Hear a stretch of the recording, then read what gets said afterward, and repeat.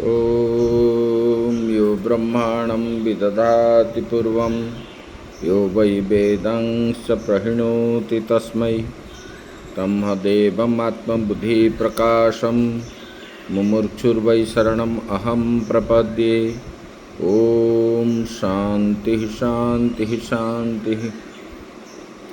शङ्करं शङ्कराचार्यं केशवं बादरायणं सूत्रभाष्यकृतौ वन्दे भगवन्तौ पुनः पुनः। ईश्वरो गुरुरात्मेति मूर्तिभेदविभागिने व्योमवद्व्याप्तदेहाय दक्षिणामूर्तये नमः।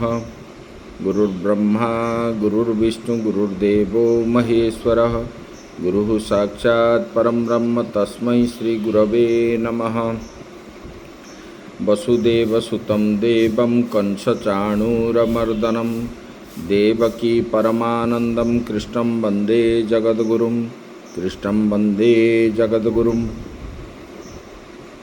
परम ब्रह्म परमात्मा भगवान श्री कृष्ण के श्री चरणों में सत सत नमन। आश्रमस्थ समस्त महात्माओं के श्री चरणों में नमन करते हुए श्रद्धेय आत्मस्वरूप भगवत प्रेमी भक्तवृंद भक्तिमयी माताएं, हम कल श्रवण कर रहे थे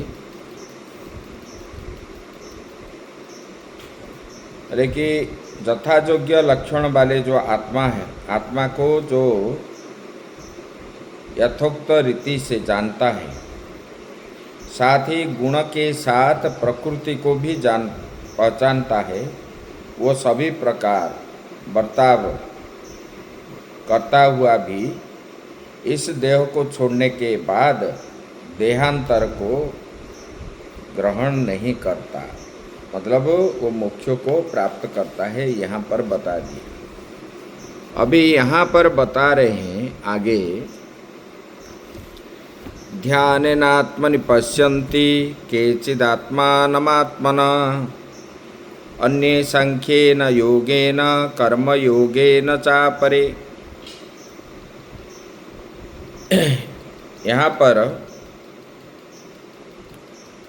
भगवान बता रहे हैं बोले कि दूसरे निकृष्टतम अधिकारी इस प्रकार बोले कि शोधित तत् एवं त्वम, यहाँ पर जो बताने जा रहे हैं, अत्र आत्मदर्शन उपाय विकल्पा इमे ध्यानादय उच्यन्ते।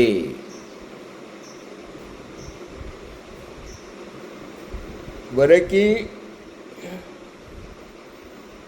शोधित तत् एवं त्वम पदार्थ की एकता, आत्मा और परमात्मा की एकता, ज्ञान रूप आत्मदर्शन के ध्यानादि उपाय जो है, ज्ञान कैसे होगा? बोले कि ध्यान से। वो ध्यानादि का उपाय जो है अभी वो आगे श्लोक में बताने जा रहे हैं। बोले कि ध्यानेनात्मनि पश्यन्ति केचित् आत्मा नमात्मना। कुछ लोग प्रत्येक आत्मा में चित्त की एकाग्रता रूप ध्यान में शुद्ध बुद्धि द्वारा आत्मा में आत्मा को देखते हैं। इसका मतलब है निश्चल हो करके, निश्चल हो करके जो स्थिर से एक वस्तु की ही चिंतन करना, उसी को ध्यान कहते हैं। और कोई कोई साधक क्या करते हैं, सांख्य योगों के द्वारा आत्मा में आत्मा को तो देखते हैं, और कुछ लोग जो है कर्मयोग में, कर्मयोग द्वारा आत्मा में आत्मा को देखते हैं। इसका मतलब सांख्य योगी वाले बाहर विषय को वशीभूत करके मन को आत्मा में ही लगाते हैं ध्यान में, उनको और दूसरा कुछ है ही नहीं। और दूसरा जो कर्मयोगी है वो कर्मयोग के द्वारा आत्मा में आत्मा को देखते हैं। इसका मतलब जो भी कर्म करते हैं मैं उस परमात्मा के लिए या आत्मा के लिए मैं कर रहा हूँ, ये भावना से वो कर रहे हैं। ऐसा नहीं कि लाभ हो गया तो मैं कर रहा हूँ और क्षति हो गया तो भगवान ने दिए, इस प्रकार भावना से नहीं।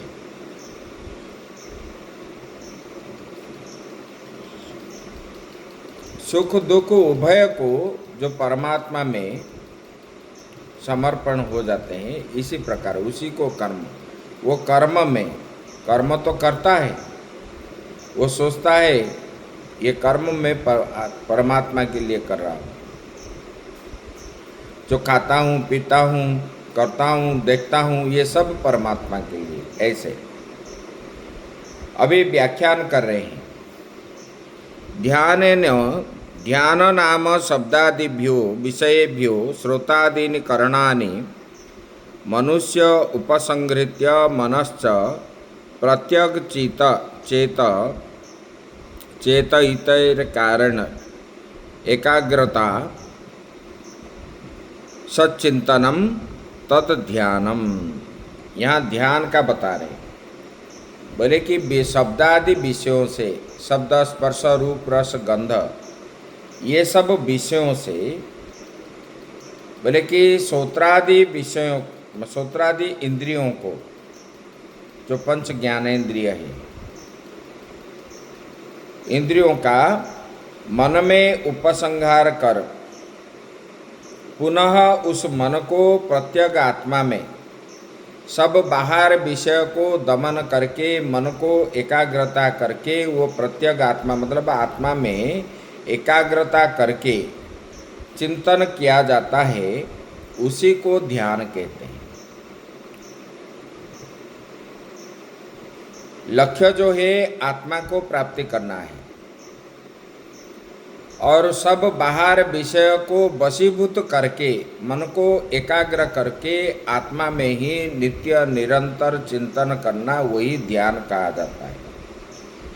इस ध्यान की उपमा श्रुति में दी जाती है। कैसे, वही बता रहे। ध्यायतिव बक ध्यायतिव पृथ्वी ध्यायन्तिव पर्वताः, बोले कि बक जैसा, बगुला जैसा बक मानो ध्यान करता है, पृथ्वी मानो ध्यान करती है, और पर्वत अचल पर्वत पदार्थ वो ध्यान करते हुए जान पड़ते हैं। बक जो है बगुला, वो क्या करता है, पूरा स्थिर हो करके एकाग्र चित्त में, वो ध्यान किसका करता है, उसका जो है वो हिलता डुलता नहीं है, उसका नज़र जो है जल के अंदर ही रहता है, मछली के ऊपर। ऐसा वो एकाग्र चित्त हो करके वो देखता है।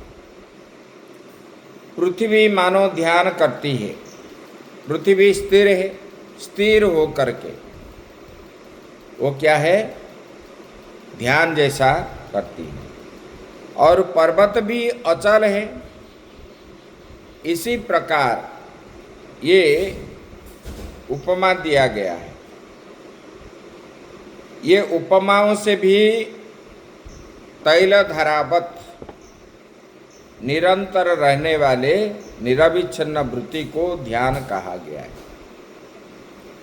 तैलधारावत, कभी बंद नहीं होना, एकदम निकलना, मतलब पर्वत जैसे, बगुला जैसे, पृथ्वी जैसे एकाग्रचित हो करके आत्मा को ही चिंतन करना, उसी को ध्यान कहा गया है। बोले कि ऐसे ध्यान द्वारा, बोले कि विशुद्ध बुद्धि में इधर उधर का नहीं है, इधर उधर का मतलब मिलावट नहीं है। बुद्धि निश्चयात्मिका बुद्धि होना चाहिए, और अंतकरण भी संस्कृत होना चाहिए, असंस्कृत नहीं, मतलब मिलावट नहीं, शुद्ध अंतकरण द्वारा कुछ योगी जो है प्रत्येक आत्मा को देखते हैं, जो ऐसे स्थिर भाव से रहते हैं, बाहर का विषय को अंदर प्रवेश नहीं कराते, वो आत्मा को अंदर देखते हैं, वो उत्तम अधिकारी है बताया गया। इसमें इससे भिन्न जो है वो मध्यम अधिकारी सांख्य योग के द्वारा आत्मा का दर्शन करते हैं। लेकिन ये क्या है?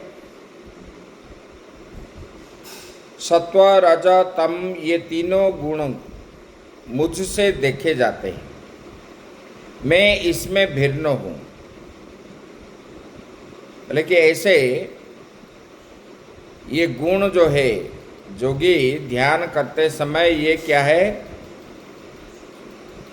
आत्मा का चिंतन करता है, और आत्मा को चिंतन करके वो मतलब मैं तो आत्मा हूँ, और ये जो गुण है ये मेरे से भिन्न है, इसके व्यापार का साक्षी मैं हूँ।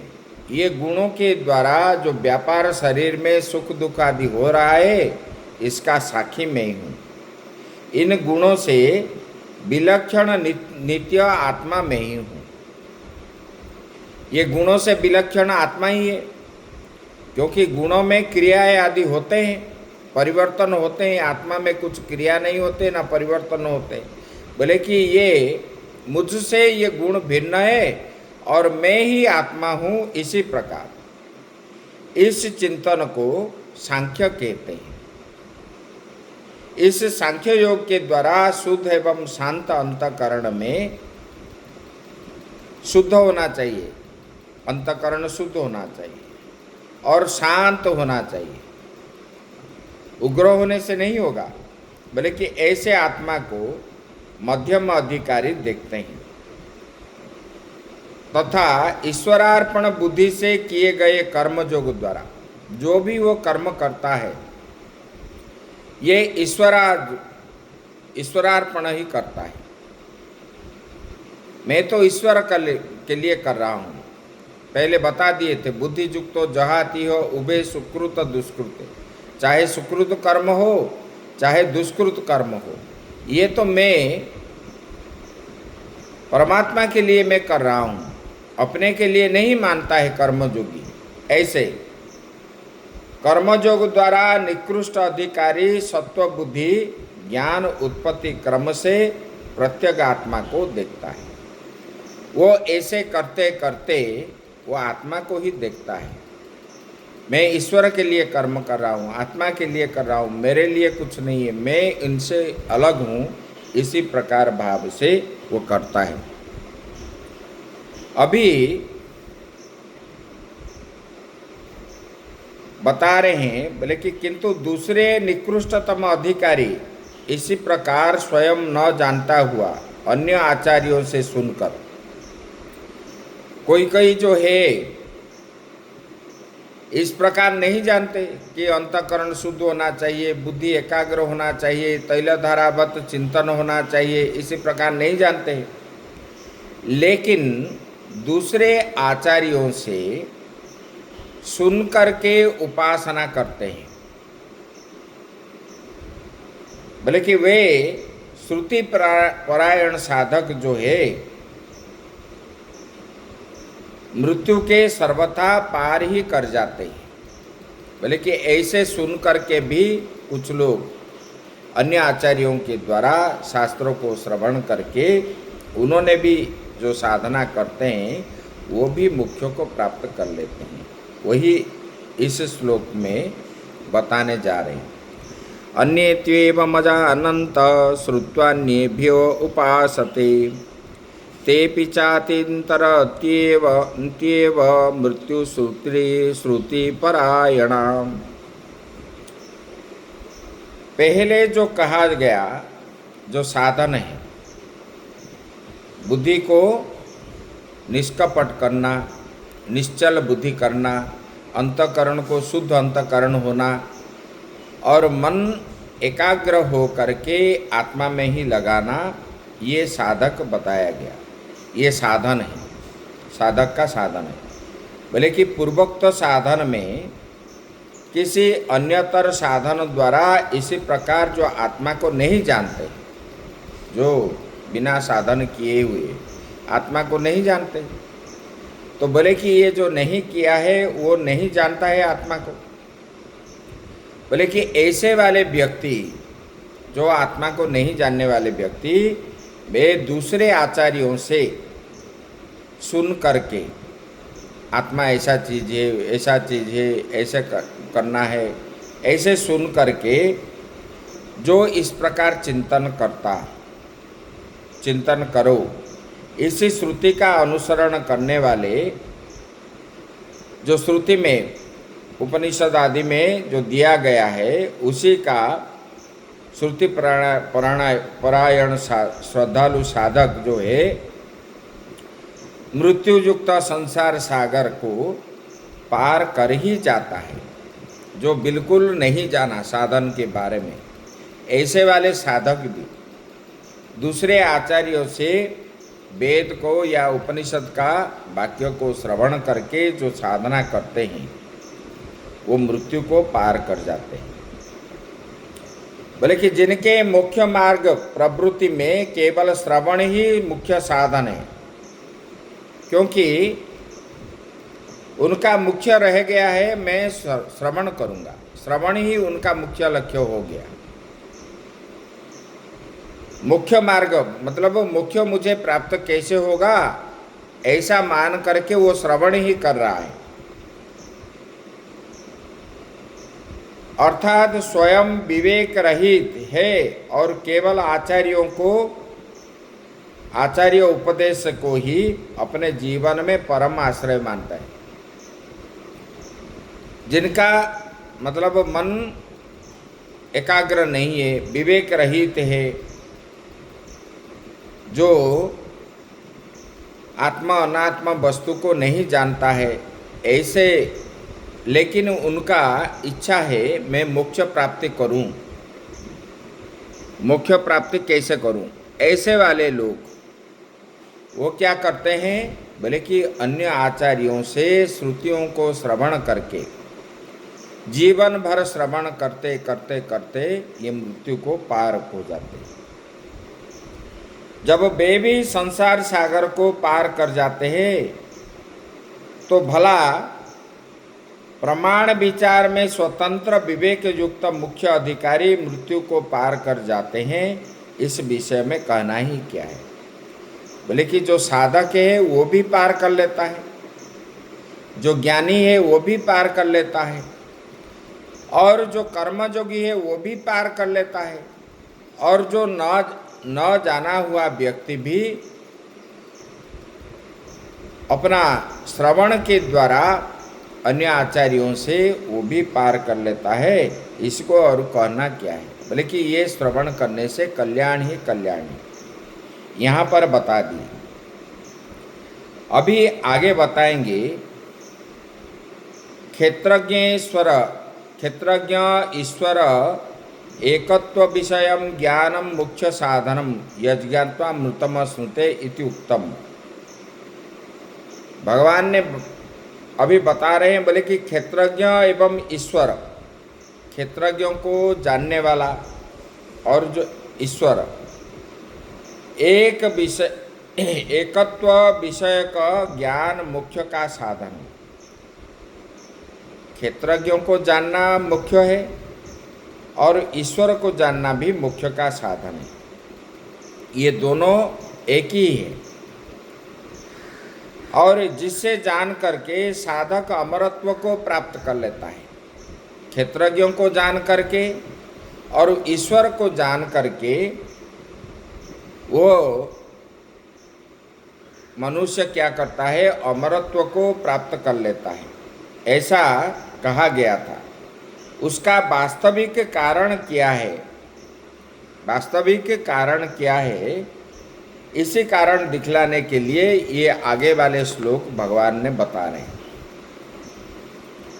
यावत् संजायते किंचित सत्वं स्थावर जंगमम क्षेत्र क्षेत्रज्ञ संयोगा तद्विधि भरतर्षभ। बोले कि हे भरत वंश श्रेष्ठ अर्जुन, स्थावर एवं जंगम जो कुछ भी वस्तु है उन्हें क्षेत्र एवं क्षेत्रज्ञ के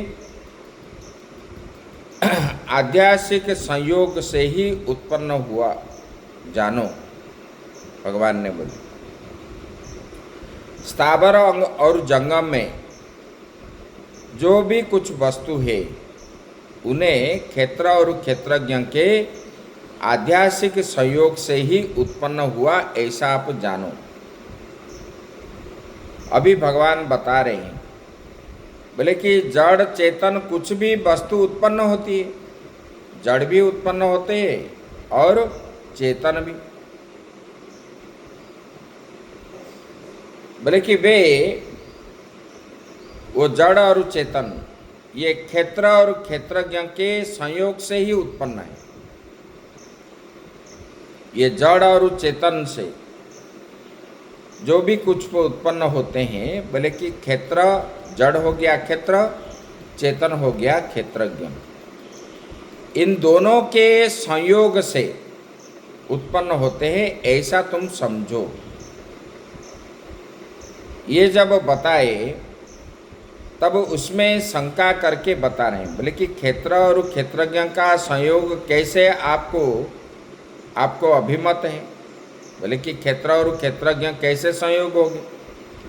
जैसे रस्सी के साथ घड़े का अवयव संश्लेष पूर्वक संबंध विशेष रूप संयोग लोकों में देखा गया है, वैसा संयोग क्षेत्र के लिए क्षेत्रज्ञ आत्मा का संभव नहीं है। क्योंकि आत्मा बोले कि घड़े में जैसे हम रस्सी संयोग करते हैं ऐसा तो नहीं होगा, क्योंकि ये क्षेत्रज्ञ जो है मतलब जो आत्मा है वो आकाश की भांति है, निरवयव है और तंतुपट की भांति समवाय रूप संबंध भी क्षेत्र क्षेत्रज्ञ का नहीं माना जा सकता है। क्योंकि इस दोनों में कार्य कारण अभाव एवं अवयवी भाव नहीं माना गया है। आत्मा में अवयवी भाव नहीं माना गया है, आत्मा में नहीं है ये। और घटपट आदि जैसा अवयव है इस प्रकार नहीं है। ऐसे स्थिति में क्षेत्र क्षेत्रज्ञ के संयोग का क्या अर्थ हो सकता है।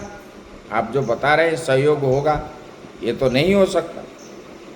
तब सिद्धांती बता रहे हैं, शंका का समाधान करता है। बोले कि क्षेत्र विषय, क्षेत्र जो है विषय है और क्षेत्रज्ञ विषयी है। क्षेत्र विषय है और क्षेत्रज्ञ जो है विषयी है। ये दोनों भिन्न स्वभाव वाले हैं, अतः इन दोनों का अनन्याध्यास रूप संयोग संबंध सिद्धांत पक्ष में अभिमत है, जिसका कारण है क्षेत्र और क्षेत्रज्ञ के स्वरूप का विवेकाभाव। विवेक अभाव होने के कारण ये अलग समझते हैं। रज्जु एवं सर्प, शिप एवं रजत, ये विवेक अभाव के कारण रज्जु सर्प जैसे दिख रहा है और सुक्तिमा में रजत ये अध्यारोप संयोग जैसा है माना गया है। बोले कि वैसे ही क्षेत्र एवं क्षेत्रज्ञ का भी आरोपित संयोग संबंध माना गया है। यह अध्यास रूप क्षेत्र क्षेत्रज्ञ का संयोग भ्रांति ज्ञानात्मक है।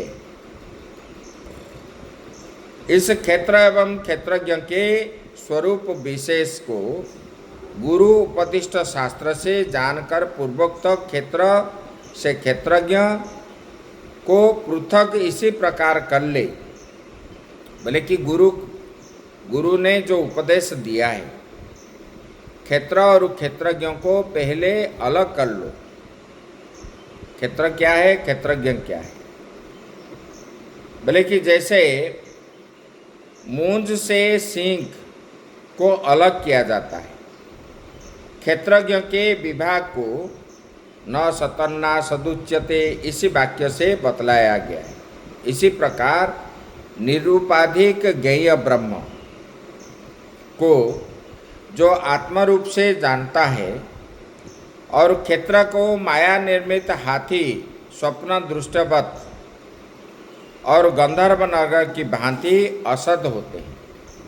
ये क्षेत्र जो है असत है और निरूपाधिक ज्ञेय ब्रह्म जो है वो आत्मा में आत्मा है, वो सत है।